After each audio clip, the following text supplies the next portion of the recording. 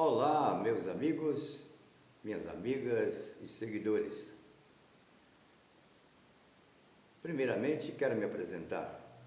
Eu sou Levi Lafetar, jornalista profissional, bacharel em Direito, administrador de empresas e General Manager de futebol.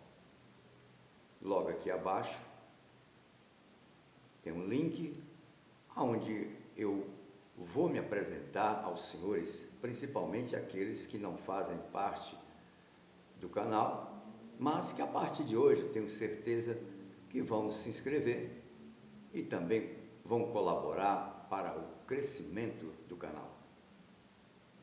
Este é um canal novo. Eu tenho um outro canal, entretanto o YouTube deu a ideia para que eu criasse um canal somente falando sobre futebol. E é sobre futebol que nós vamos falar. A Série A, que é disputada em 38 rodadas, está em andamento. E Flamengo está em primeiro lugar com 36 pontos, Cruzeiro 34, Palmeiras 32, Bahia 28, Bragantino 27, o Botafogo vem a seguir com 26, o Mirassol 25, São Paulo 22, Ceará 21, Internacional 21, Corinthians 21, Fluminense 20 e o Atlético Mineiro também com 20.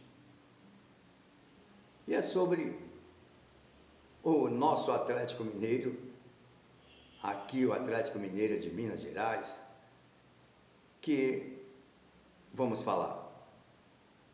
Hoje, Minas Gerais amanheceu triste, porque depois de uma semana complicada que o Atlético Mineiro passou aqui, com problemas de jogadores entrando na justiça para cobrarem salários e outras coisas mais, principalmente direitos de imagem, o Galo foi ao Rio de Janeiro enfrentar aquela verdadeira seleção que é o Flamengo. E cada dia mais a diretoria do Flamengo, a diretoria muito organizada, está investindo em grandes jogadores de futebol. É um clube que se reorganizou e hoje dá o luxo de contratar jogadores da Europa para jogarem aqui. O exemplo é o Jorginho. Enquanto isso, a nossa esperança aqui em Minas Gerais era que os 4 R's realmente fizessem uma administração forte, como eles fazem nas construtoras, nos investimentos de vinho em Portugal, também nos bancos, que são sócios. Entretanto, aos poucos, foi se descobrindo que os 4 R's não se dedicam muito ao Atlético, ou seja, a SAF, que os 4 R's adquiriram 75%. E aí, o que aconteceu? Foi o que nós vimos, aquele desastre, um desastre na Sul-Americana, onde que perdemos dentro de Belo Horizonte para a equipe colombiana e, por um milagre, conseguimos passar para outra etapa da Sul-Americana. E aí, o que se viu ontem no Maracanã foi que o time foi um time escalado um pouco diferente, mas aquilo que eu falei no vídeo anterior, o vídeo anterior foi exatamente o que aconteceu no Maracanã. Uma equipe nervosa, o Rony perdeu um gol que eu acho que até aquele garotinho que está iniciando no futebol faria, porque, por incrível que pareça, o jogador do Flamengo estava praticamente segurando a trave e ele conseguiu chutar em cima do jogador do Flamengo. Realmente foi um momento muito triste para o próprio Rony, que iniciou muito bem, muito alegre no Galo e teve uma atuação ontem péssima. E por outro lado, via-se o nervosismo do Hulk. O Hulk continua sendo um belo jogador, mas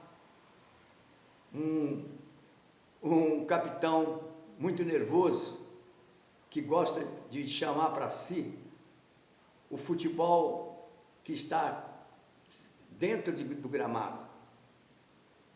E mais uma vez levou o cartão amarelo. É o segundo cartão amarelo que o Hulk leva no Campeonato Brasileiro e certamente ficará fora de qualquer partida importante. Qualquer partida importante. Porque hoje, qualquer partida é importante para o Galo. O Galo está com 20 pontos somente. E o Flamengo está disparado, para vocês terem, o Flamengo está com 36 pontos. É uma diferença muito grande, muito grande. À frente do Galo tem clubes que estão fortes, como o Botafogo, como o próprio Palmeiras, entendeu? Então, eu acho muito difícil o Galo lograr êxito no Campeonato Brasileiro. E temos que torcer muito para que, pelo menos, ele volte a disputar a Sul-Americana no ano que vem. A única maneira para o Galo realmente garantir a sua participação na Libertadores é vencendo a Sul-Americana, que eu acho também muito difícil, porque tem adversários pesados pela frente e talvez não seja vencedor. E com relação à Copa do Brasil, começa agora, esta semana, a disputa com o Flamengo. É exatamente isso. O mata-mata. A primeira partida será realizada no Rio de Janeiro e a segunda partida aqui em Belo Horizonte. Então, o Galo começou a contratar jogadores que não são, vamos dizer assim, peso pesado, como a gente fala. Jogadores que poderão ou não acertar. É o caso do Júnior, né? Do Júnior, que veio do Botafogo, que até agora ele não entrou em campo. É o caso do Bernard, que até agora também não entrou em campo. E completando, o Dudu, que fez partidas simples e que está suspenso, foi suspenso por 6 jogos, justamente por um problema que ele já trouxe do Palmeiras, quando ele discutiu em redes sociais com a presidenta Leila do Palmeiras. Então o Galo, eu sinceramente acho que o Galo está se preparando para as próximas disputas para o ano que vem. Será muito difícil, principalmente como eu tenho falado aqui, que os anos vão passando, há uma modificação grande com relação a técnicos aqui no futebol brasileiro, principalmente técnicos argentinos e portugueses, e o Cuca, ele parou no tempo e no espaço. Ele parou no tempo e no espaço. Ele já não lê mais o jogo, ele não dá aqueles treinamentos com jogadas ensaiadas. Então, o que eu estou falando aqui, qualquer um pode notar. O Cuca interessa somente para o jogador rodado, porque o jogador rodado, ele já está acostumado dentro de campo a resolver os problemas para o técnico. É o caso, por exemplo, se o Hulk não jogar bem, o time do Cuca também não joga bem. E os outros jogadores vão exatamente acompanhando o ritmo do Hulk dentro de campo. Se o Hulk está nervoso, como estava ontem, lógico que a equipe vai ficar nervosa. Então não adianta contratar jogador que simplesmente vai carregar a camisa. Essa que é a grande verdade. E ontem, por exemplo, eu fiquei estarrecido com a resposta, uma resposta tão dura que ele deu para um jornalista chileno, quando ele perguntou pelo garoto lá, né, o garoto chileno, zagueiro que está no Atlético, e aí ele simplesmente disse que é um jogador para dentro de 2 anos. Os outros clubes lançam jogadores até com 16 anos. Com 16 anos, o menino completou 18 anos. E por que isso? Por que ele serve para a seleção chilena, e não serve para disputar uma posição no Galo? Ontem, o zagueiro Igor, por exemplo, jogou muito bem, sem fazer falta, deu uma tranquilidade à defesa, e o Cuca, cisma com o peladeiro Lianco. Peladeiro, sim, é a minha opinião. E quem viver verá. Lianco não tem controle emocional para uma partida, por exemplo, contra o Flamengo. E ele vai jogar quinta-feira, tenho certeza absoluta que ele vai barrar o Igor, o Igor Rabelo, né? E vai colocar o Lianco. Então, o Cuca tem esses problemas com jovens. Ele não acredita em jovens. Ele simplesmente não acredita em jovem porque o jovem ainda está no aprendizado. Então ele prefere botar um cara veterano dentro de campo para resolver os problemas, né? Então, me lembra muito bem o Fernando Diniz com o Cano no Fluminense.